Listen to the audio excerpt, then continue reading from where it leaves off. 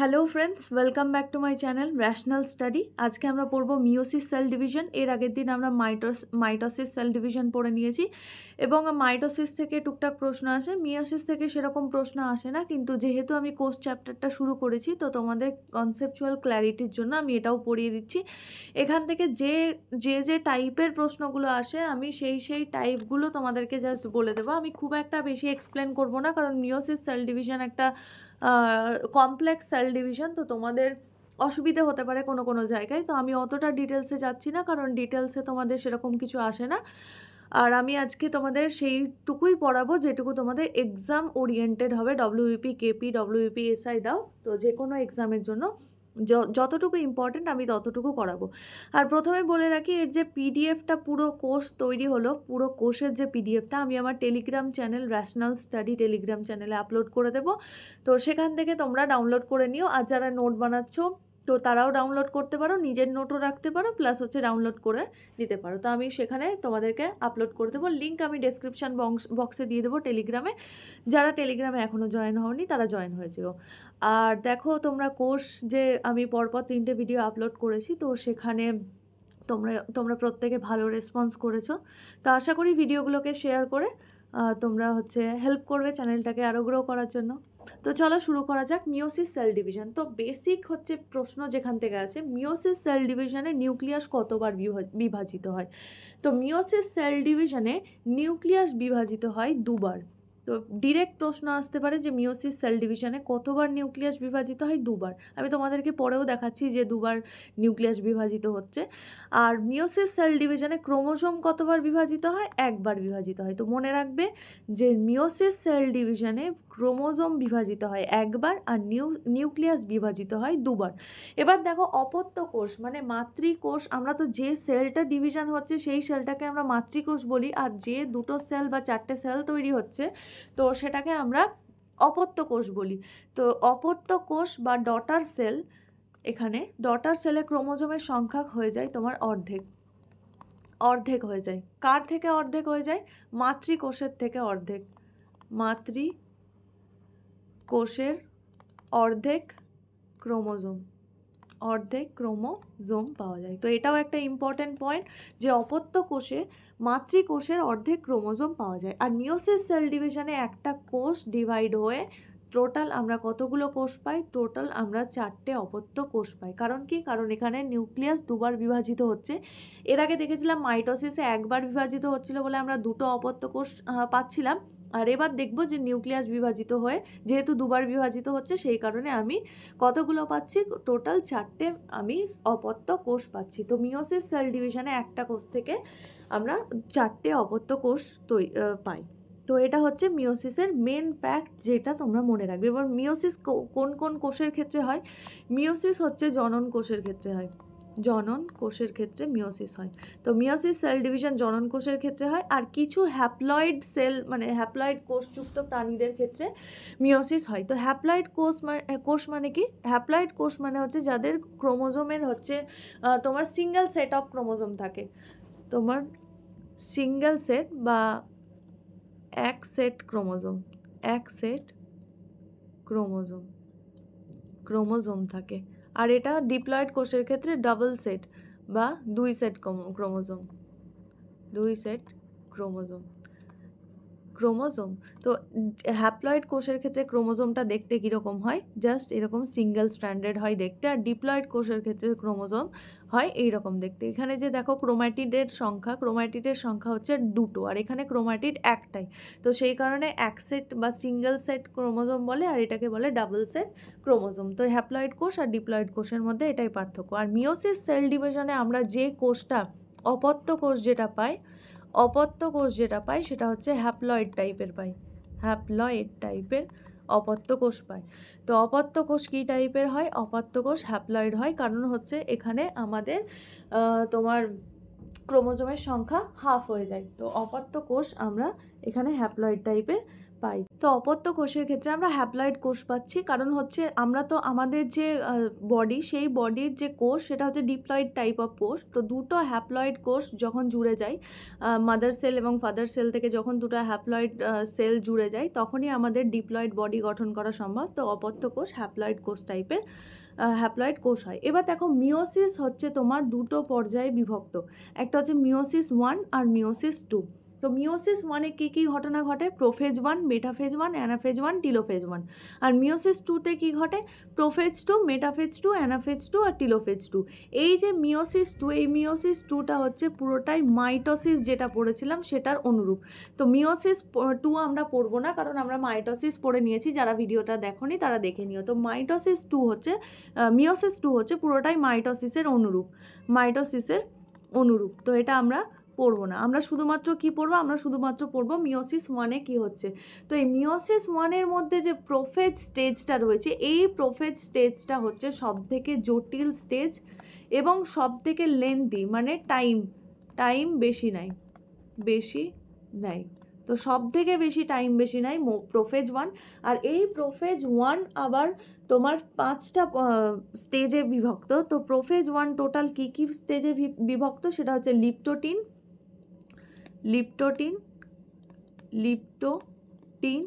Second stage কি? Second stage হচ্ছে zygotene.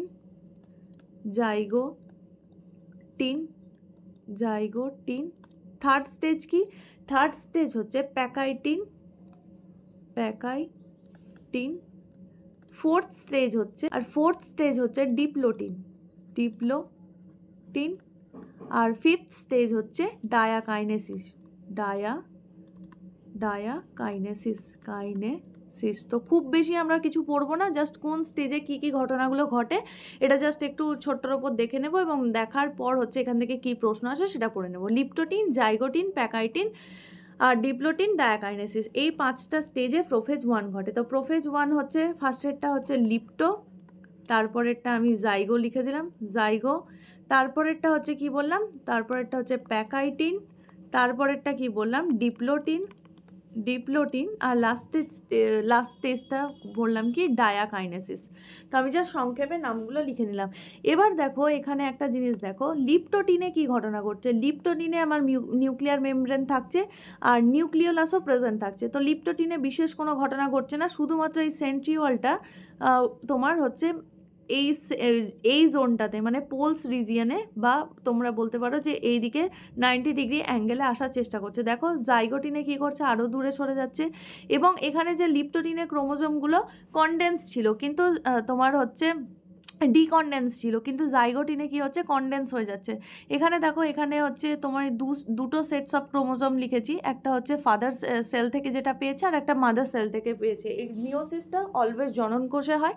তো এখানে ফাদার সেল থেকে ক্রোমোজোম পাই এবং মাদার সেল থেকে ক্রোমোজোম পাই। তো ফাদার সেল এবং মাদার সেলের ক্রোমোজোমগুলো দেখো এখানে পুরো আলাদা আলাদা হয়ে যাচ্ছে। এবং এই জাইগোটিনে একটা, এই যে ফাদার সেল আর মাদার সেলের ক্রোমোজোমগুলো এখানে একটা প্রোটিনের সঙ্গে যুক্ত হচ্ছে। তো এই প্রোটিনটাকে বলে সাইন্যাপটোনিমাল প্রোটিন। তো এটা হচ্ছে প্রোটিনের নামটা জানতে চাইতে পারে।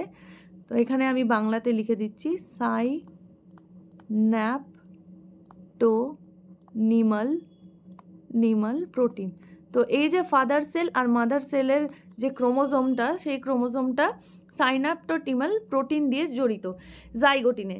আর এরপর দেখো নেক্সট স্টেজ হচ্ছে প্যাকাইটিনে আমি দেখতে পাচ্ছি এই যে ক্রোমোজোমগুলো একে অপরের ওপর দেখো চেপে গিয়েছে। তো একে অপরের ক্রোমোজোমগুলো দেখো একে অপরের সঙ্গে ক্রসিং ওভার করছে। তো এইটাকেই বলে ক্রসিং ওভার। তো ক্রসিং ওভার কোন স্টেজে হয়? সেটা হচ্ছে প্যাকাইটিন স্টেজে, বা প্রোফেজ 1-এর প্যাকাইটিন স্টেজে হচ্ছে ক্রসিং ওভার ঘটে। তো এই প্রশ্নটা তোমাদের পড়তে পারে এবং ইম্পর্ট্যান্ট, আগেও পরীক্ষায় এসেছে। ক্রসিং ওভার কোন স্টেজে হয়? শুধু নামটা মনে রাখো, প্রোফেজ 1-এর প্যাকাইটিন স্টেজে। তারপর যদি বলে ক্রসিং ওভার, তো তোমার প্র্যাকাইটিনে হলো, প্রোফেজ 1-এর প্র্যাকাইটিনে হলো, কিন্তু ক্রসিং ওভারটা ক্লিয়ারলি দেখা যায় কোনটাতে, সেটা হচ্ছে ডিপ্লোটিন স্টেজে ক্রসিং ওভারটা দেখা যায়। এবং এখানে এই যে ক্রোমোজোমে এখানেও প্রোটিন রয়েছে, এই প্রোটিনটা সম্পূর্ণ পরিমাণে বিলুপ্ত হয়ে যায় ডিপ্লোটিনে। মনে রাখার দরকার নেই, শুধুমাত্র মনে রাখবে ক্রসিং ওভার দেখা যায়, ক্রসিং ওভার দেখা যায় কোন স্টেজে, ডিপ্লোটিন স্টেজে ক্রসিং ওভার দেখা যায়। এবার দেখো ডায়াকাইনেসিসের ক্ষেত্রে দেখতে পাচ্ছি এই যে ক্রোমোজোমগুলো একে ক্রসিং ওভার করেছিল, এগুলো দেখো একদম এন্ডে জড়িত হয়ে যায়, তো এটা ডায়াকাইনেসিসে হয়। তো ডায়াকাইনেসিসের সময় দেখতে পাচ্ছি যে আমার একটা এক্সট্রা জিনিস হচ্ছে, সেটা হচ্ছে নিউক্লিয়ার পর্দাটা ভেঙে যাচ্ছে বা অবলুপ্ত হওয়া শুরু করছে। তো এটা গেল প্রোফেজ 1। এবার চলে আসবো মেটাফেজ 1-এ। মেটাফেজ 1-এ কি, ক্রোমোজোমগুলো দেখো এটা ফাদার সেল আর মাদার সেলের ক্রোমোজোমগুলো দেখো আলাদা আলাদা হয়ে গেছে। এটা ক্রোমোজোম নাম্বার 1, ক্রোমোজোম নাম্বার 2, এটাও ক্রোমোজোম নাম্বার 1, ক্রোমোজোম নাম্বার 2।